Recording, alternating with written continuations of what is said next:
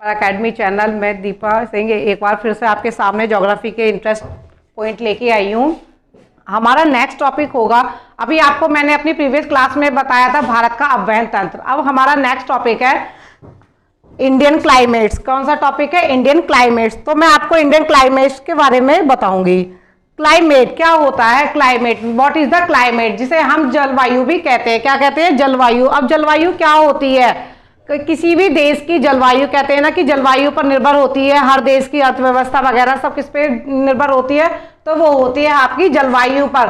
तो भारत की जलवायु, तो भारत की जलवायु जो होती है वो कैसी होती है? उष्णकटिबंधीय जलवायु होती है। कैसी होती है? उष्णकटिबंधीय जलवायु होती है।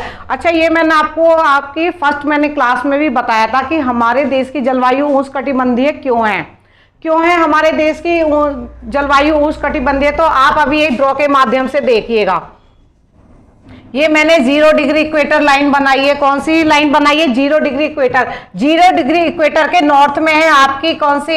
ये कर्क रेखा है। कौन सी है? ये कर्क रेखा है। और साउथ में है आपकी मकर रेखा। मकर रेखा, कर्क रेखा भारत के बीचों बीच से होके गुजरता है। कहां से होके गुजर रही है? तो भारत के बीचों बीच से होके गुजर रही है। तो कर्क रेखा से मकर रेखा के जो बीच का जोन होता है, कर्क रेखा से और मकर रेखा के जो बीच का जोन होता है वो कैसा होता है? उष्णकटिबंधीय होता है। कैसा होता है? उष्णकटिबंधीय होता है। ये ट्रॉपिकल जोन होता है। कैसा होता है? तो ये ट्रॉपिकल जोन होता है। ठीक है। अब जैसे कि भारत है, अब ये यहाँ पे देखिए, भारत की स्थिति को देखिए, इस तरीके से भारत की स्थिति बन रही है। ये आपकी यहां से पहुंच रही है, ये कर्क रेखा। अब ये भारत के बीचों बीच से होके कर्क रेखा निकल रही है। तो भारत का जो अधिकांश भाग है, भारत का अधिकांश जो भाग है वो कहाँ पे है? तो ये कर्क रेखा से नीचे है। तो वो उष्णकटिबंधीय में है। कहाँ पे है? उष्णकटिबंधीय। जैसे मैंने आपको अपनी फर्स्ट क्लास में बताया भी था आपको कि जो कर्क रेखा के ऊपर का पार्ट होता है वो शीतोष्णकटिबंध में आता है, और जो नीचे का पार्ट होता है कर्क रेखा से वो आपका आता है उष्णकटिबंधीय में। तो भारत का जब अधिकांश भाग उष्णकटिबंध में है तो भारत की जलवायु कैसी हो गई? तो भारत की जलवायु हो गई आपकी उष्णकटिबंधीय जलवायु हो गई। अब जलवायु किस किस चीजों पर निर्भर करती है, हमें यह भी तो पढ़ना है कि जलवायु जो है वो किस किस चीजों पर निर्भर करती है, वह कौन कौन से कारक हैं जिनके ऊपर हमारे देश की जलवायु निर्भर करती है। तो वो टेम्परेचर हो गया, भाई हर चीज एक टेम्परेचर पे होती है। हवा की दिशा हो गई, हवाओं की जो दिशा होती है उससे भी हमारी जलवायु प्रभावित होती है। वर्षा की स्थिति हो गई, तो जैसी वर्षा की स्थिति होती है उससे भी हमारी देश की जलवायु प्रभावित होती है। और वायुमंडल, दाब, दाब 2 तरीके के होते हैं, हाई प्रेशर हो गया एंड लो प्रेशर हो गया। ठीक है। तो एक हो गया टेम्परेचर, एक हो गया हवाओं की दिशा, एक हो गया वर्षा और एक हो गया आपका वायुमंडल। तो इन कारकों पे हमारे देश की जलवायु निर्भर करती है। इनकी स्टडी, इनको पढ़ना ही क्लाइमेट्स कहलाता है। ठीक है। क्या कहलाता है? क्लाइमेट्स कहलाता है। आई होप ये आपको समझ में आ गया होगा कि भारत की जो जलवायु है वो कैसी है। क्वेश्चन बन के आता है कि भारत की जलवायु किस टाइप की है, तो हमें पता होना चाहिए कि भारत की जो जलवायु है वो उष्णकटिबंधीय जलवायु है। और जलवायु किन किन कारकों पे निर्भर करती है, तो आपको पता होना चाहिए कि जलवायु जो एक तो टेम्परेचर पे निर्भर करती है, हवाओं की दिशाओं पे, भाई दिशा होती है पूरब से पश्चिम की तरफ चलती है, पश्चिम से पूरब की तरफ चलती है। ठीक है। वर्षा पे होगी, वर्षा की स्थिति कैसी है, वायुमंडल दाब कैसा है, कैसा है वायुमंडल दाब, वहां का प्रेशर किस टाइप का है। तो इनके बारे में ही हम जब पढ़ते हैं तो हमें, अब देखिए क्लाइमेट्स और weather, what difference between climates and weather. Climates क्या होता है? क्लाइमेट्स अभी आपको मैंने बताया कि जलवायु होती है, और वेदर क्या होते हैं? मौसम होते हैं। ठीक है ना। तो क्लाइमेट्स, वायुमंडल की वह अवस्था जो लंबे समय तक एक सी बनी रहती है। वायुमंडल की वह अवस्था जो लंबे समय तक एक सी बनी रहती है। अब वो लंबा समय कितना होता है? ड्यूरेबल टाइम भी तो होता है हर चीज का, तो वो आपका कम से कम मिनिमम होता है 30 to 40 ईयर। कितना होता है? 30 to 40 ईयर होता है जो हमारा ड्यूरेबल टाइम होता है किसी भी चीज को प्रभावित करने के लिए।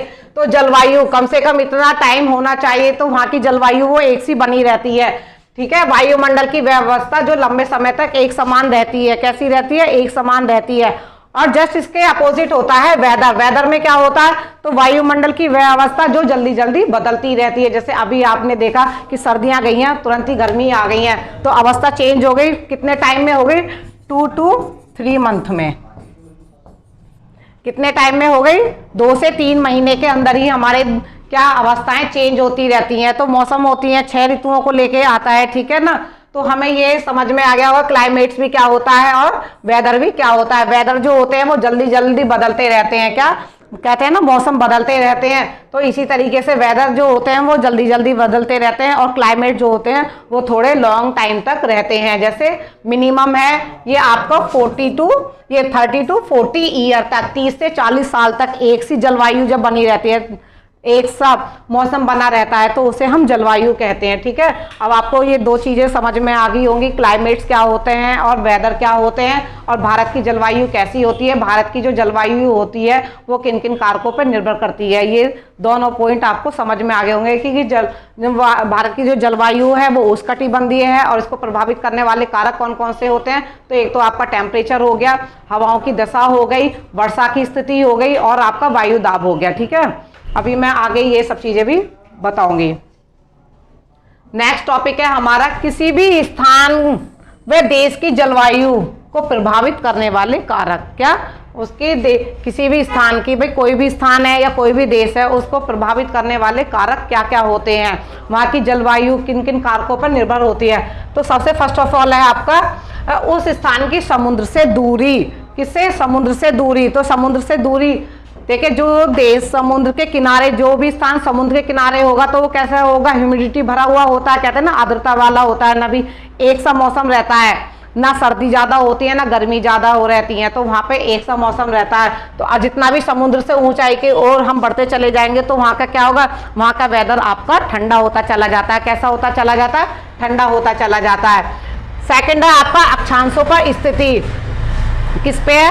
अक्षांशों पर स्थिति, ठीक है। वो ये कौन सा देश किस अक्षांश पे स्थित है, इसके ऊपर भी हमारे देश की जलवायु निर्भर करती है। अब देखिए, मैंने अभी आपको ड्रॉ करके भी बताया था, जो कर्क रेखा से और मकर रेखा के बीच के जो देश होते हैं वो अत्यधिक गर्म होते हैं। कैसे होते हैं? वो गर्म होते हैं। वहां की जलवायु कैसी होती है? उष्णकटिबंधीय होती है। किस किस के बीच के? कर्क रेखा के, ये 0 डिग्री इक्वेटर लाइन हो गई आपकी, एंड ये मकर रेखा हो गई,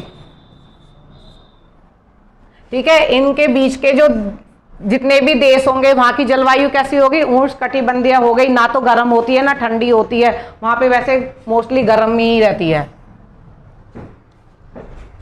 ये भी समझ में आ गया होगा, समुद्र से दूरी आ गया, अक्षांशों पर स्थिति भी समझ में आ गई होगी। नंबर 3 हो गई ऊंचाई। देखिए, अभी मैंने आपको बताया था, इसी में प्लस करके बताया था कि समुद्र से जितनी अधिक ऊंचाई पे आपका कोई भी देश स्थित होगा वो कैसा होगा? वो ठंडा होगा। कैसा होगा? वहां की जलवायु कैसी होगी? वो ठंडी होगी। मैं अभी आपको ये भी बताऊंगी कि वो जलवायु ठंडी हो क्यों जाती है, ठीक है। पहाड़ों की स्थिति, देश में पहाड़ों की स्थिति कैसी है? तो जहां पे पहाड़ों की स्थिति रहती है वहां की भी जलवायु पहाड़ों पे भी निर्भर करती है, ठीक है। अब मैं ये चारों पॉइंट आपको बताऊंगी, ठीक है। ये आपके चारों पॉइंट हो गए जो जलवायु को प्रभावित करने वाले कारक हैं। नंबर नेक्स्ट है हमारा, भारत में मानसून की उत्पत्ति कैसे होती है। अब मानसून कैसे आते हैं? अभी हम जलवायु पढ़ रहे थे, अब जलवायु को प्रभावित करने वाले मानसून ही तो रहते हैं। तो अब ये देखिए, भारत में मानसून की उत्पत्ति, नंबर फर्स्ट है तापीय सिद्धांत। कैसा है? तापीय सिद्धांत। देखिए, हर चीज तापमान पे ही निर्भर करती है। किस पे करती है? तो तापमान पे ही निर्भर करती है। अब ये आप ये देखिएगा कि तापीय सिद्धांत हो गया आपका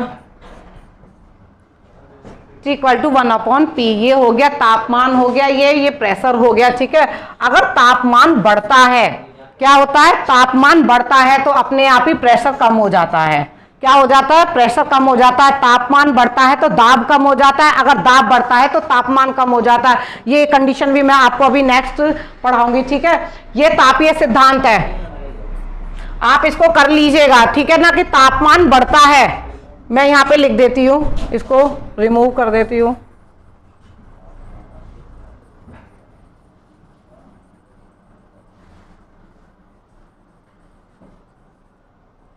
देखिए, अब यहाँ पे आप नोट कर लीजिएगा।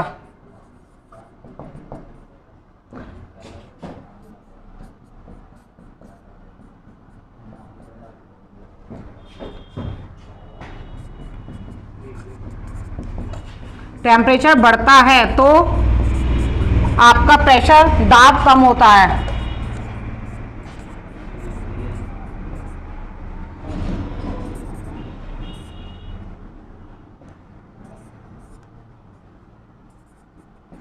और जब जब दाब बढ़ता है तो टेम्परेचर कम होता है।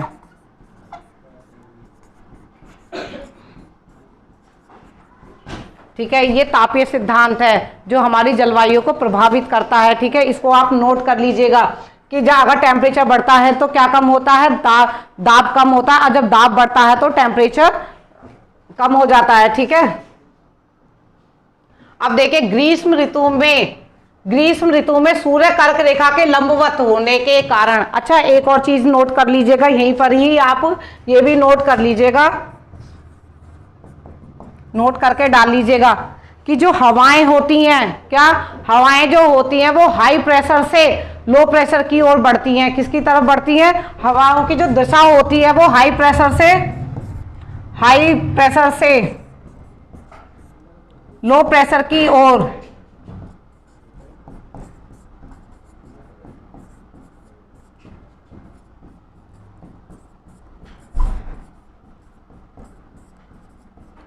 कहते हैं ना हवाएं क्यों चलती हैं, कि आपने कभी सोचा है कि think about wind is travel, क्यों चलती हैं हवाएं?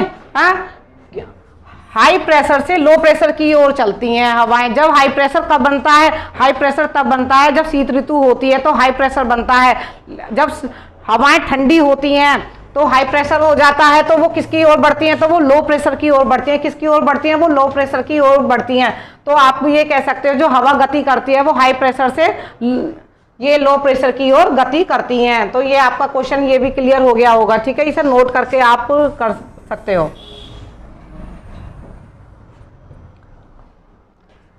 ग्रीष्म ऋतु में सूर्य कर्क रेखा के लंबवत होने के कारण पश्चिमी भाग पर अत्यधिक तापमान बढ़ जाता है। कहां पे बढ़ जाता है? तो वो पश्चिमी भाग पे तापमान अत्यधिक बढ़ जाता है, जिससे भारत में निम्न दाब, जब गर्मी होगी तो देखिएगा, जब गर्मी होती है, जब गर्म क्षेत्र हो जाता है तो वहां पे दाब कैसा हो जाता है? जब ताप देखिए अभी आपको मैंने क्लियर करा है कि टेम्परेचर बढ़ गया।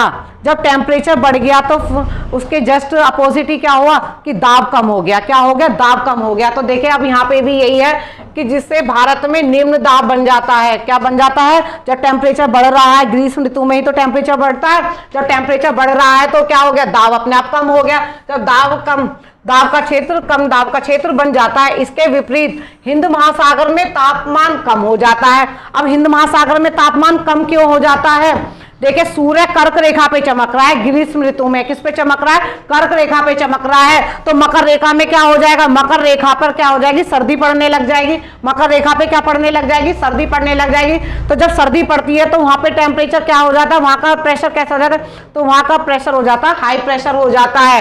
तो इसके विपरीत हिंद महासागर में तापमान कम हो जाता है। हाई प्रेशर की पवनें भूमध्य रेखा को पार करके भारत के स्थल भाग की ओर बढ़ने लगती हैं। अभी देखिए मैं इसको आपको ड्रॉ के माध्यम से समझाती हूँ।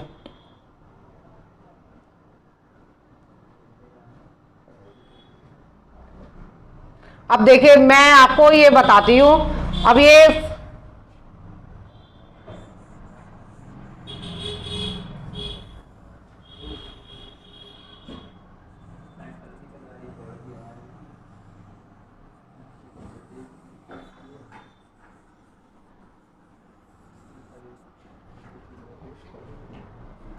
देखिए यहां पे ये आपकी कर्क रेखा, क्या है ये? कर्क रेखा।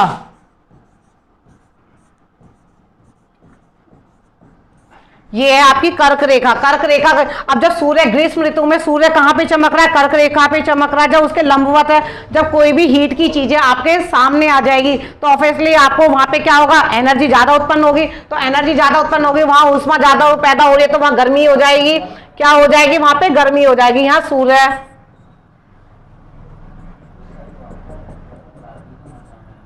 सन भाई यहां पे ये लंबवत पड़ रहा है कर्क रेखा पे। ये आ गया आपका हिंद महासागर।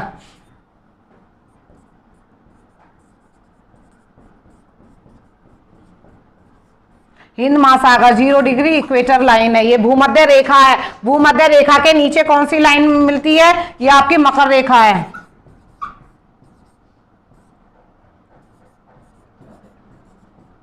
अब देखिए सन ट्रेवल कर रहा है, वो सॉरी आपकी जो अर्थ है ये ट्रेवल करती है, अब इस सूर्य के चारों ओर घूमती रहती है। अगर सूर्य के चारों ओर घूमती है तो सन जब ये कर्क रेखा सूर्य जो है कर्क रेखा के लंबवत पड़ रहा है तो यहाँ पे क्या हो गया, गर्मी हो गई। क्या हो गई, यहाँ पे गर्मी हो गई।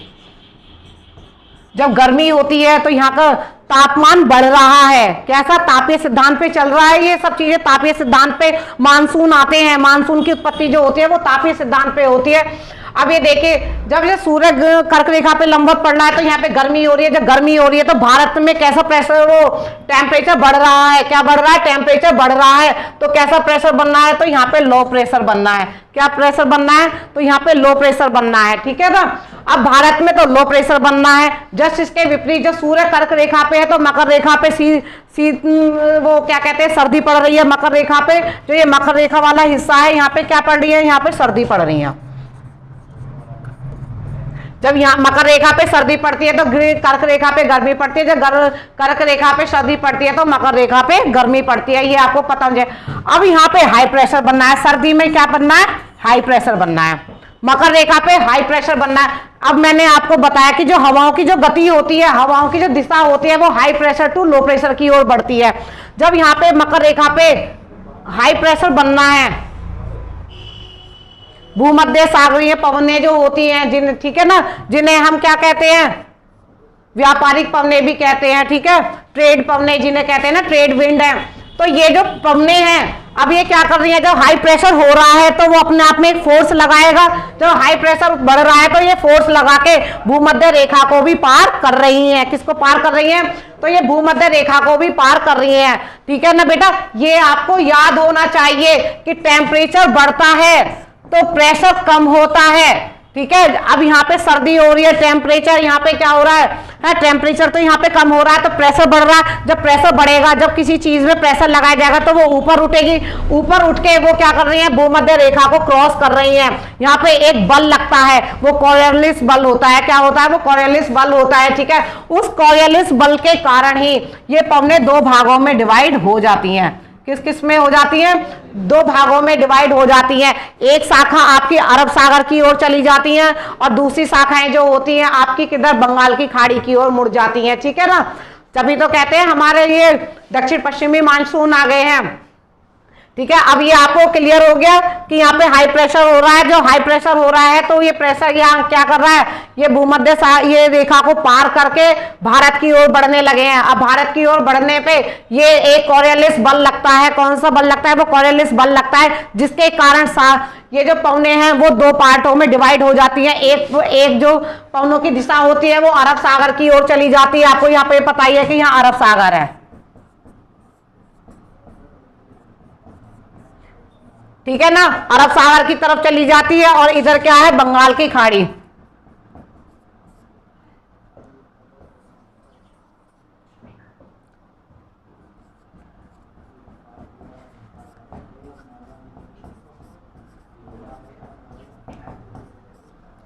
ठीक है, कुछ पवनें अरब सागर की ओर चली जाती हैं और कुछ पवनें आपकी बंगाल की खाड़ी की ओर चली जाती हैं। अब ये आपको समझ में आ गया कि हाई प्रेशर कब होता है और लो प्रेशर कब होता है, ठीक है ना। अब जब यहाँ पे लो प्रेशर हो रहा है तो मकर रेखा पे हाई प्रेशर हो रहा है। हाई प्रेशर की वजह से पवनें ऊपर उठ रही हैं। पवनें ऊपर उठ के इसको भूमध्य सागर की जो ये पवनें हैं ये 0 डिग्री इक्वेटर लाइन को क्रॉस करती हुई दो पार्टों में विभाजित हो जाती है। 2 पार्टों में ये डिवाइड हो जाती है। एक अरब सागर की तरफ चली जाती है और कुछ पवनें बंगाल की खाड़ी की तरफ चली जाती हैं, ठीक है ना।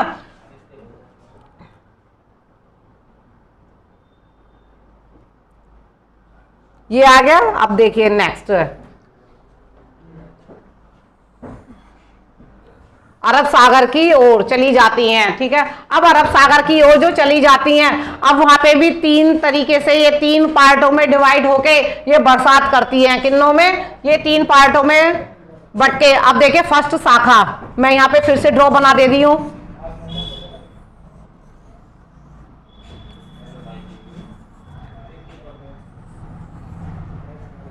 अब देखिए फर्स्ट जो है ये 0 डिग्री इक्वेटर लाइन हो गई आपकी। अभी मैंने आपको बताया कि जो पवनें हैं, अब फर्स्ट शाखा ये चलती है आपकी 1 जून को। फर्स्ट शाखा लिख लीजिएगा, अपना नोट भी कर लीजिएगा।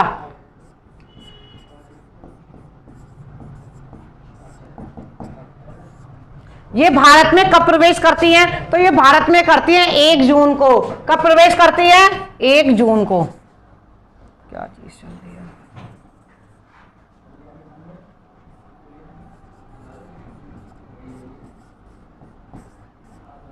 1 जून को वो कहां पे प्रवेश कर रही हैं? तो 1 जून को वो प्रवेश कर रही है पश्चिमी तट पर। कहां पे कर रही हैं? तो ये आपको पता है, देखिए ये पश्चिमी तट है,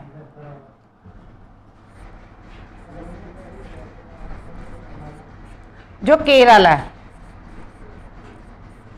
सबसे पहले मानसून कहाँ आते हैं? तो आपको पता होना चाहिए कि सबसे पहले जो मानसून आते हैं वो केरल में ही आते हैं, ठीक है, केरल में आते हैं। अब ये देखिए, ये एक क्वेश्चन बनता है, 1 जून को पश्चिमी तट पर केरल में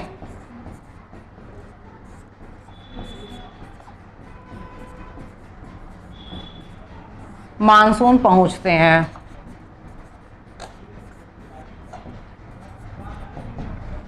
ठीक है, अब केरल में जाके ये क्या करते हैं? यहाँ पे ये वर्षा करते हैं। क्या करते हैं? ये यहाँ पे जाके ये वर्षा कर रहे हैं, ठीक है, केरल में जाके ये वर्षा कर रहे हैं पश्चिमी तट पे। अब इधर एक क्वेश्चन बनता है कि जब पश्चिमी तट पे केरल में तो वर्षा कर रहे हैं, लेकिन हमारा ये तमिलनाडु और आंध्र प्रदेश में बरसात नहीं होती है। वो क्यों नहीं होती है? अब यहाँ केरल में अनाईमुडी की पहाड़ी है। किसकी पहाड़ियां? अनाईमुडी की पहाड़ी है। तो जब ये पहाड़ियां बीच में है तो मानसून इन पहाड़ियों के ही समानांतर चलते रहते हैं, ताकि जो ये तमिलनाडु वाला जो क्षेत्र है वो क्या रहता है? ये वृष्टि छाया क्षेत्र बन जाता है। कौन सा वो क्षेत्र बन जाता है? तो ये वृष्टि छाया क्षेत्र बन जाता है, ठीक है। मानसून यहाँ पे प्रवेश करते हैं और आगे ऊपर बढ़ते हुए चले जाते हैं।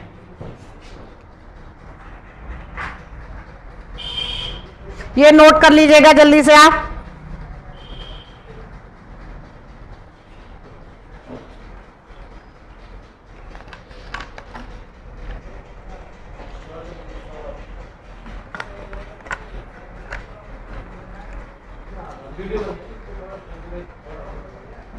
आगे ये आपको ये क्लियर हो गया है कि जो फर्स्ट शाखा मानसून की प्रवेश करती है तो वो कहां पे करती है? पश्चिमी तट पे करती है। जो पश्चिमी तट में 1 जून को केरल में मानसून प्रवेश करते हैं वो कौन सी शाखा है? तो वो अरब सागर की शाखा है, ठीक है ना। तो तभी कहते हैं कि जो हमारे देश में जो मानसून आते हैं वो दक्षिण पश्चिम की ओर से मानसून आते हैं। अब देखिए यहाँ अनाईमुडी की पहाड़ियां हैं, तो वो ये मानसून क्या होते हैं? इसको क्रॉस नहीं करते हैं। इसके क्रॉस करने की बजाय ये इसके समानांतर चलते हुए आगे बढ़ जाते हैं, आगे वर्षा करते हुए निकल जाते हैं, जिसके कारण आपके इधर के आंध्र प्रदेश और तमिलनाडु जो एरिया है, जो तमिलनाडु और आंध्र प्रदेश वाला जो क्षेत्र है, ये क्या होता है? ये वर्षा से वंचित रह जाता है। इसे छायावृष्टि क्षेत्र भी कहते हैं, इसलिए यहाँ पे बरसात नहीं होती है, ठीक है।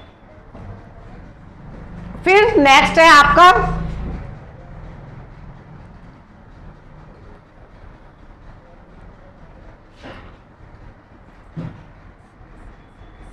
सेकंड शाखा। अभी हम ये अरब सागर की ही शाखा पढ़ रहे हैं, इन्हें 3 पार्टों में डिवाइड करा गया है, ठीक है ना। तो अभी मैंने आपको फर्स्ट शाखा बता दी। जो फर्स्ट शाखा है वो केरल में प्रवेश करती है, 1 जून को प्रवेश करती है, वहां पे बरसात करती है, बरसात करते हुए आगे की तरफ बढ़ जाती है, ठीक है। वो अनाईमुडी की जो पहाड़ियां हैं, कार्लमाउंट्स की जो पहाड़ियां, उनके समानांतर चलती रहती है। अब सेकंड शाखा है। अब देखो यहाँ पे मैं फिर से एक ड्रॉ बना देती हूँ। देखिए फर्स्ट ने यहाँ पे केरल, इस पे पश्चिमी तट पे बरसात करी।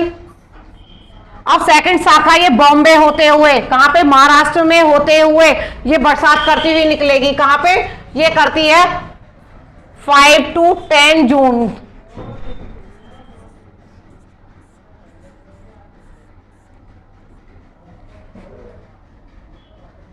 ठीक है, ये करती है आपकी 5 to 10 जून को करती है, ठीक है, भारत में प्रवेश करती है। अब यहां पे देखें, ये आपके आ गया क्या? ये महाराष्ट्र आ गया। महाराष्ट्र से ये आगे होते हुए ये मध्य प्रदेश वगैरह में ये आगे बरसात करते हुए चली जाती है। अब यहाँ पे देखे, मैंने अभी आपको बताया ना कि जलवायु किन किन कारणों पे निर्भर करती है, तो आपको मैंने अभी एक पॉइंट देखे यहाँ पे ये बताया था। देखिए पहाड़ों की स्थिति, ये मेन है, जलवायु को प्रभावित करने वाले ये मेन कारक है। तो पहाड़ों की स्थिति हुई, जब फर्स्ट शाखा आई तो केरल में प्रवेश करी। केरल में प्रवेश करने के दौरान ही क्या हुआ, वो अनाईमुड़ी की पहाड़ी है, कालमाउंट्स की जो पहाड़ियां हैं उनसे क्या, उनके समानांतर चलते हुए वो आगे बढ़ जाती है, जिसके कारण तमिलनाडु वाला जो आंध्र प्रदेश और तमिलनाडु वाला जो क्षेत्र वो वेस्टर्न छाया क्षेत्र में रह जाता है। फिर सेकंड शाखा, ये फर्स्ट हो गई आपकी, ये सेकंड शाखा हो गई। सेकंड शाखा महाराष्ट्र में प्रवेश करती है। कहां पे करती है? सेकंड, ये महाराष्ट्र से होते हुए एमपी की तरफ बढ़ जाती है। अब इधर देखें मध्य प्रदेश में सतपुड़ा की पहाड़ी वगैरह है। जब ये सतपुड़ा की पहाड़ी है तो क्या हो गया, यहाँ पे आपका छत्तीसगढ़ का जो बेसिन है,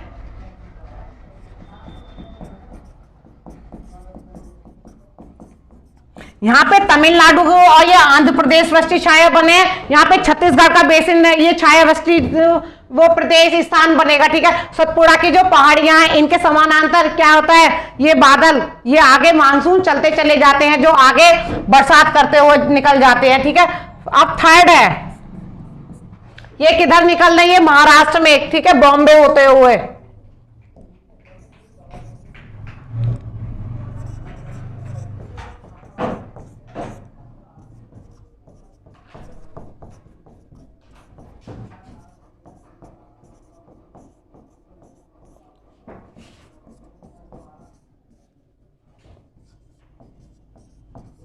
प्रवेश करते हैं,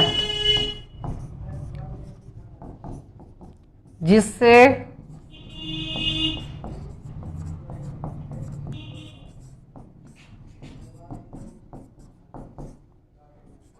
बेसिन में वर्षा नहीं होती है।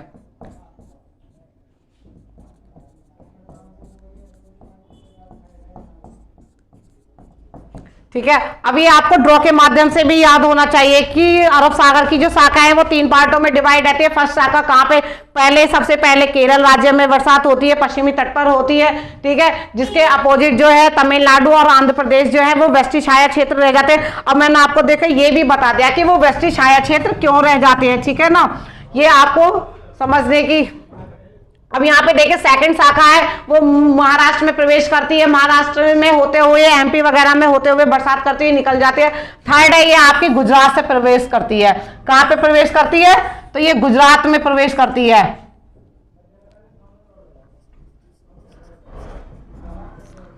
थर्ड शाखा।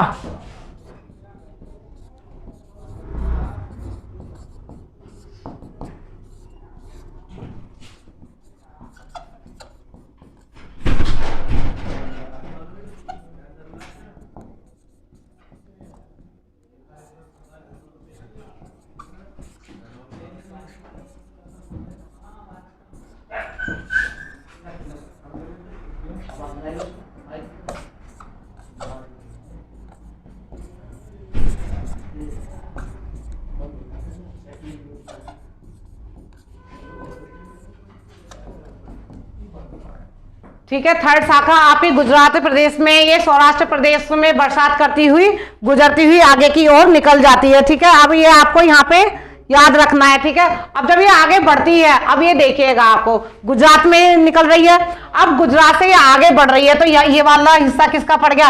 ये राजस्थान का पड़ गया। अब ये देखिए इधर राजस्थान का पड़ गया। अब राजस्थान में किसकी रेंज है? तो यहाँ पे अरावली रेंज है। कौन सी रेंज है? तो यहाँ पे अरावली रेंज आ जाती है ये राजस्थान में। तो ये यहाँ पे अरावली रेंज है, जो ये थर्ड शाखा है वो अरावली रेंज के समानांतर चलती रहती है, आगे पंजाब अमृतसर वगैरह में जाके ये बरसात करती हैं। अब आधा हिस्सा जो अरावली रेंज के इधर की साइड में हिस्सा बढ़ जाता है आपका पश्चिम की ओर, वो कैसा हिस्सा रह जाता है? तो वहां पे बरसात नहीं होती है, वहां पे मानसून नहीं पहुंच पाते हैं, तो ये भी एक वृष्टि छाया क्षेत्र रह जाते हैं। ठीक है, आपको मैंने देखे जहां जहां बरसात होती है मानसून के द्वारा वहां का भी हिस्सा बता दिया है, कौन कौन से प्रदेश आपके ये कौन कौन से हिस्से वृष्टि छाया क्षेत्र रह जाते हैं, ये भी मैंने आपको बता दिया। ये तीनों आपके अरब सागर की शाखाएं हैं, ठीक है। अब थर्ड हम नेक्स्ट टॉपिक में पढ़ेंगे आपके बंगाल की खाड़ी की शाखाएं। तो आप यहाँ पे देख लीजिएगा, एक बार मैं दोबारा से फिर से आपको ये रिपीट कर देती हूँ।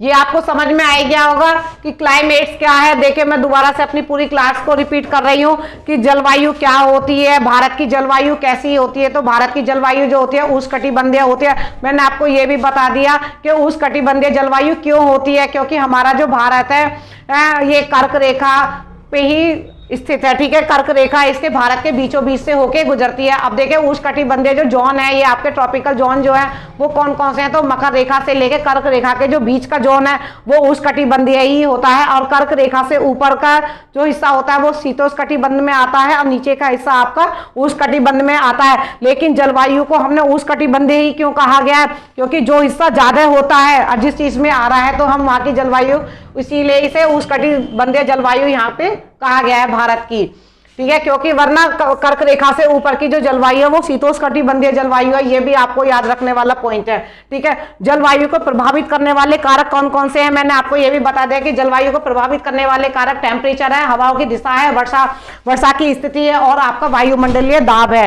ठीक है। वायु, ये इन सभी को पढ़ना ही ये क्या कहलाता है, क्लाइमेट्स कहलाता है, ठीक है। नेक्स्ट है आपका क्लाइमेट्स और वेदर। मैंने आपको ये भी बता दिया कि क्लाइमेट्स क्या होता है और वेदर क्या होता है। वायुमंडल की व्यवस्था जो ज्यादा टाइम तक रहती है, जो ड्यूरेबल टाइम तक रहती है, लॉन्ग टाइम तक रहती है, वो क्या रहती है, क्लाइमेट्स कहलाती है। मिनिमम ड्यूरेबल टाइम कितना है, तो 30 to 40 ईयर है। एंड वेदर, ये वायुमंडल की व्यवस्था जो जल्दी जल्दी बदलती रहती है, ठीक है ना। तो 2 to 3 मंथ में जो बदलती रहती है, जो अवस्था बदलती रहती है, उसको हम वेदर कहते हैं। जैसे गर्मी से बरसात आ जाती है, बरसात से फिर आपकी सर्दी हो जाती है, ये सब चीजें जो बदलती रहती है। मोस्टली भारत में 6 ऋतुएं बदलती हैं। कितनी ऋतुएं बदलती हैं, तो मोस्टली भारत में 6 ऋतुएं बदलती हैं।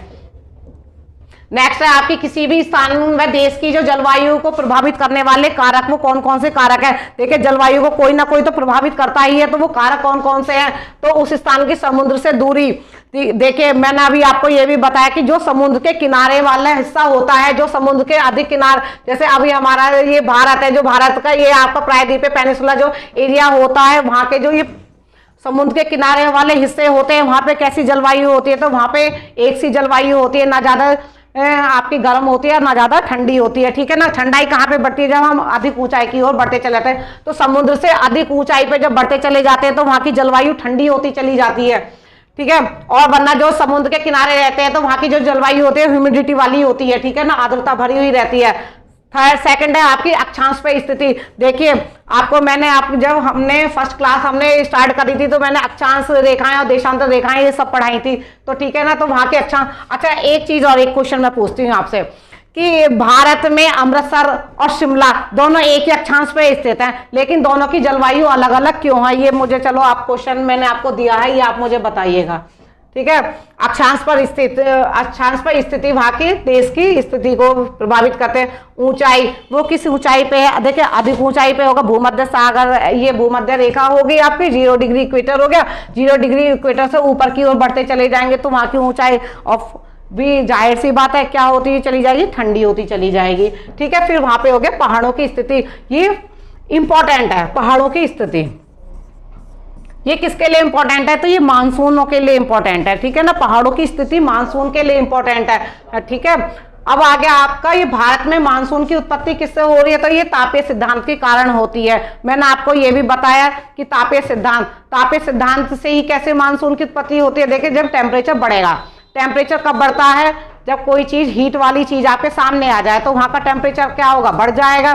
जब टेम्परेचर बढ़ेगा तो क्या होगा, दाब कम हो जाएगा। अब जब दाब बढ़ता है तो टेम्परेचर क्या होता है, कम होता चला जाता है। तो आप ये भी नोट कर लीजिएगा कि टेम्परेचर बढ़ता है तो दाब कम हो जाता है, और जब दाब बढ़ता है तो वो टेम्परेचर कम हो जाता है। ये किसके कारण होता है, ये कॉरियोलिस बल के कारण होता है, जिसको फेडर का नियम भी कहा जाता है, ठीक है।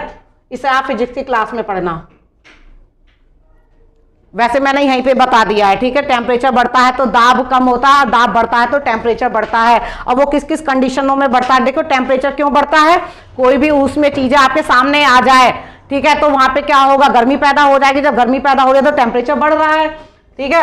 अब ये देखिए, अब ये आ गया आपका ग्रीष्म ऋतु में। ग्रीष्म ऋतु में सूर्य कर्क रेखा के लंबवत चमक रहा है। कहाँ पे? जब कर्क रेखा पे आ रहा है, सीधे पड़ रहा है, जब उसकी हीट, सूर्य की हीट है कर्क रेखा पे पड़ रही है, तो क्या होगा, वहां का भाग गर्म हो जाएगा। जब टेम्परेचर बढ़ रहा है, देखिए तापमान बढ़ रहा है, तो वहां पे प्रेशर कैसा हो जाएगा, तो वहां पे प्रेशर कम हो जाएगा। कैसा हो जाएगा? तो वहां का प्रेशर कम हो जाएगा। तो जो भारत के मैदानी इलाके का जो ये यहाँ पे कैसा पड़ जाएगा, तो ये यहाँ पे लो प्रेशर पड़ जाएगा। अगर सूर्य कर्क रेखा पे चमक रहा है, तो मकर रेखा पे क्या हो रहा है, मकर रेखा पे आपका है ये सर्दी पड़ रही है। जब सर्दी पड़ रही है तो वहां का टेम्परेचर कैसा हो रहा है, टेम्परेचर कम हो रहा है, तो दाब बढ़ रहा है। जब दाब बढ़ेगा, कोई चीज दाब बढ़ रही है, तो क्या होगा, वो एक फोर्स लगाएगी ना। एक जब फोर्स लगाएगी तो पवनें ऊपर की ओर उठेंगी। क्या होगी? पवनें ऊपर की ओर उठेंगी, तो वो जो 0 डिग्री इक्वेटर लाइन है उसको पार कर जाएंगी। क्या कर जाएंगी? इतना प्रेशर पड़ता है कि 0 डिग्री इक्वेटर जो लाइन है, ये आपकी भूमध्य रेखा जो है इसको पार कर जाती है, क्योंकि हिंद महासागर में तापमान कम हो जाता है, ठीक है ना। अब वो पवनें ऊपर की ओर उठने लगती हैं। जब वो पवनें ऊपर की ओर उठने लगती हैं, तो वो 2 शाखाओं में विभाजित हो जाती हैं। देखिए यहाँ पे मुझे बीच में याद आया है, आप ये भी एक नोट करके लिख लीजिएगा कि जो हवाएं होती हैं, हवाएं कैसे गति करती हैं। तो हवा जो होती हैं वो हाई प्रेशर से लो प्रेशर की ओर गति करती हैं। कहते हैं ना कि हवा कैसे चलती है, तो हवा ऐसे चलती है कि हाई प्रेशर से लो प्रेशर की ओर गति करती हैं। ठीक है, ये आपको समझ में आ गया। देखिए मैंने आपको ये ड्रॉ पे भी समझा दिया था। यहाँ पे ये देखिए कर्क रेखा पे सूरज चमक रहा है, तो मकर रेखा पे सर्दी हो रही है। मकर रेखा पे जब सर्दी हो रही है तो क्या हो रहा है, दाब ज्यादा हो रहा है। जब दाब ज्यादा बढ़ रहा है, कोई एक फोर्स लग रहा है, तो जब वो चीजें ऊपर उठने लगी हैं, यहाँ पे ये इन्हें, ठीक है, जब ये ऊपर उठने लगी हैं, भूमध्य रेखा को क्रॉस कर रही है, तो यहाँ पे ये 2 शाखाओं में विभाजित हो जाती हैं। ठीक है, जब 2 शाखाओं में विभाजित हो जाती हैं, तो ये यहाँ पे मानसून लेके आते हैं। ठीक है, अब मैंने देखे अभी जस्ट मैंने अभी आपको बताया ना कि हवाएं कैसे चलती है। तो हवाएं high pressure to low pressure की ओर गति करती हैं। तो ये देखिए, अब जब हवा है, यहाँ पे लो प्रेशर हो रहा है और यहाँ पे हाई प्रेशर हो रहा है। ठीक है, अब ये 2 शाखाओं में बढ़ गई। अब जब ये अरब सागर से होती हुई ऊपर चल रही है, जब कोई चीजें पानी की ओर से चल रही है, तो अपने आप में एक पानी लेके चल रही है। क्या लेके चल रही है? अपने आप में एक नमी लेके चल रही है। तो ये नमी तो है जो ऊपर चल के क्या करती है, ये बादल बनाती है। बादल का निर्माण होता है। जब बादलों का निर्माण होता है, तो वो यहाँ पे भारत में प्रवेश कर रही हैं। जब भारत के स्थल भाग में प्रवेश कर रही हैं, तो यहाँ पे देखिए ये पहाड़ों की स्थिति के कारण ये बरसात करती हुई निकल जाती हैं। ठीक है, अब ये देखिए पहाड़ की स्थिति। यहाँ पे एक और इंपॉर्टेंट पॉइंट देखो मुझे याद आ गया। यहाँ पे हिमालय पर्वत है। अगर हमारे देश में हिमालय पर्वत नहीं होता तो क्या होता है, आप बताइए, फिर यहाँ की जलवायु कैसी होती। देखिए अगर हमारे देश में ये हिमालय पर्वत नहीं होता, तो हमारे यहाँ के मानसून चाइना की ओर निकल जाते। भाई उन्हें अवरोध करने के लिए भी तो कुछ होता। अभी तो वो यहाँ से भाई कोई चीज़ है, अब मैंने यहाँ पे करा, रिफ्लेक्ट होके यहाँ आ गया, तो रिफ्लेक्ट ही तो हो रही है। तो ऐसे ही मानसून यहाँ बढ़ रहे हैं। ये हिमालय पर्वत यहाँ पे बीच में एक अवरोध का काम कर रहा है, रिफ्लेक्ट होके मानसून हमारे फिर भारत में ही वापस आते चले जाते हैं। लेकिन अगर ये नहीं होता, तो यहाँ की जलवायु चाइना पहुंच जाया करती, यहाँ बरसात नहीं होती। लेकिन इसके इधर ही यहाँ पे जो साइबेरियन इलाका है वो कैसा होता, बहुत ज्यादा ठंडा होता है। ये नहीं होता तो यहाँ पे साइबेरियन हवाएं चलती, तो यहाँ का जो जलवायु है बहुत ही शीतोष्ण हो जाती, तो यहाँ की जलवायु बेकार हो जाती। ठीक है, यहाँ की अर्थव्यवस्था भी बेकार हो जाती। जो आपके यहाँ पे जो फसलें हैं वो कैसे उगती। तो ठीक है, ये हमारे हिमालय पर्वत हमारी जलवायु को प्रभावित करने वाला बहुत इंपॉर्टेंट एक कारक है। ठीक है, अब मैं नेक्स्ट आपको वे बताऊंगी। 3 शाखाएं मैंने आपको बताई ही दी हैं। ठीक है, फर्स्ट शाखा भी मैंने आपको बता दी कि फर्स्ट शाखा जो है पश्चिमी तट पे जाके पहले प्रवेश करती है, जो 1 जून के टाइम पे करती है। वो पश्चिमी तट पे बरसात करती है, केरल में बरसात करती है। जिसके विपरीत ही तमिलनाडु और आंध्र प्रदेश जो है वो छायावृष्टि वाले प्रदेश रह जाते हैं, वहाँ पे बरसात नहीं होते। तमिलनाडु में कब होती है? लौटते हुए मानसून में बरसात होती है, ये याद रखना है। ठीक है ना, मैं आपको नेक्स्ट अपने वीडियो में बताऊंगी। सेकंड शाखा जो है आपकी 5 to 10 जून को ये कहाँ पे प्रवेश करती है, तो ये महाराष्ट्र होते हुए बॉम्बे में प्रवेश करती है, जो आके एमपी वगैरह की तरफ बरसात करते हुए निकल जाते हैं, जिसके कारण छत्तीसगढ़ का जो बेसिन है ये ये क्या बरसात से लैस रह जाता है। थर्ड शाखा जो आपकी है ये गुजरात में सौराष्ट्र से होती हुई बरसात करती हुई निकल जाते हैं, जो कुछ हिस्सों में राजस्थान में भी बरसात करती हुई जाती है, पंजाब में अमृतसर में इसमें भी बरसात करती हुई गुजर जाती है, ठीक है ना। अब देखिए मैंने अभी बीच में अमृतसर का नाम आया तो वो मैं अपना क्वेश्चन पूरा ही कर देती हूँ कि एक ही अक्षांश पे स्थित होने के बावजूद अमृतसर और शिमला में क्यों टेम्परेचर वो रहता है, ठीक है, कैसी स्थिति रहती है वहाँ की जलवायु, एक की जलवायु ठंडी और एक की जलवायु गर्म है, बस वहाँ की ऊंचाइयों के अकॉर्डिंग, ठीक है ना। बेशक एक उसमें जोन में ये स्थित है लेकिन अमृतसर कम ऊंचाई पर है और शिमला अधिक ऊंचाई पर है। तो देखिए आगे इस तरीके से आपके क्वेश्चन बन के आते हैं, ठीक है। अब आगे मैं नेक्स्ट कराऊंगी बंगाल की खाड़ी की शाखाएं। ये टॉपिक हम यहीं पे फिनिश करते हैं। Thank you.